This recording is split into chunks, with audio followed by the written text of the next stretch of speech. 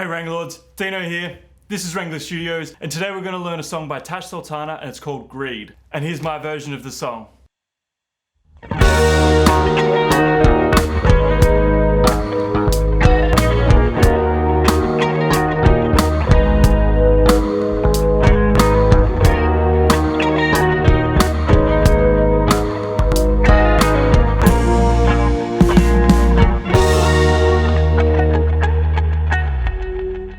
So this whole song revolves around this E flat minor scale. So from our 6th fret on the A string,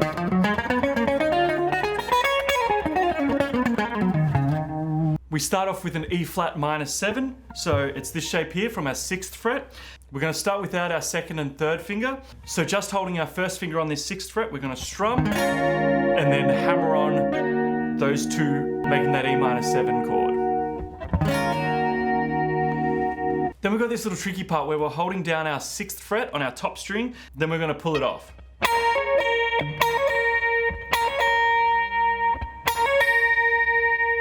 If your fingers are strong enough, keep your 1st finger flat over that 6th fret the whole time.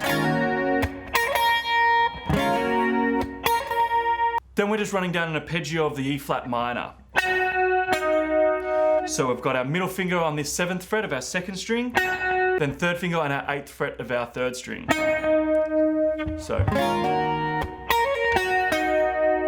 as I say, if you can keep that 1st finger down that whole time, that's really good. Now practice that a lot because that happens every 2 bars. The first time around, when we get to that 3rd finger, we're going to play a double stop slide from our 6th fret of our 3rd string and our 4th string, and we're going to slide up to our 8th fret. I do this with my 2nd and my 3rd finger because it's easier for me to get from this chord, but you can do it with your 1st finger, or you don't even have to worry about the slide if you can't do it. We're just playing this double stop.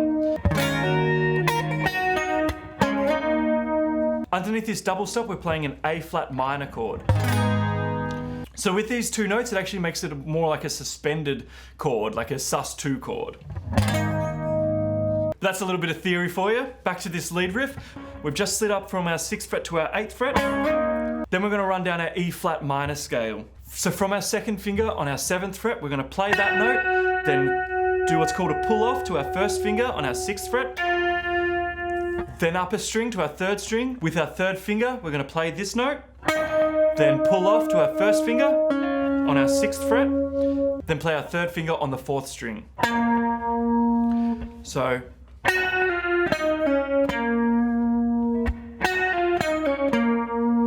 Practice through this a bit because this happens twice through the riff. So that first part of the riff.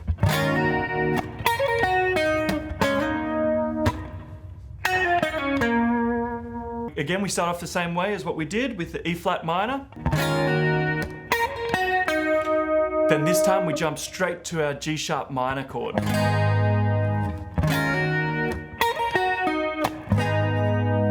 Then on the end of 3, we're going to slide from our 4th fret of our 4th string into our 6th fret. And then play the note straight above that.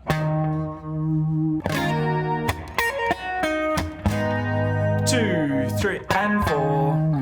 Then we play that E flat minor 7 riff again from the start. So we're basically playing the first 2 bars exactly the same.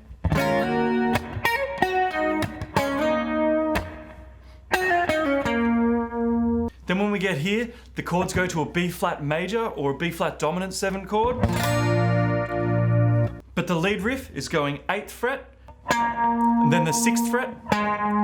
Then we're going to drop down to our 4th fret and we're going to hammer on to the 6th fret. And then back to our 4th fret. If you're capable of doing this as all hammer-ons, I advise that because it's pretty funky. Then we're going to flatten our 3rd finger over this 11th fret of our top 3 strings, and this is creating an E flat minor chord. And we're going to quickly slide from our 11th fret to our 10th fret, then back into our 11th fret.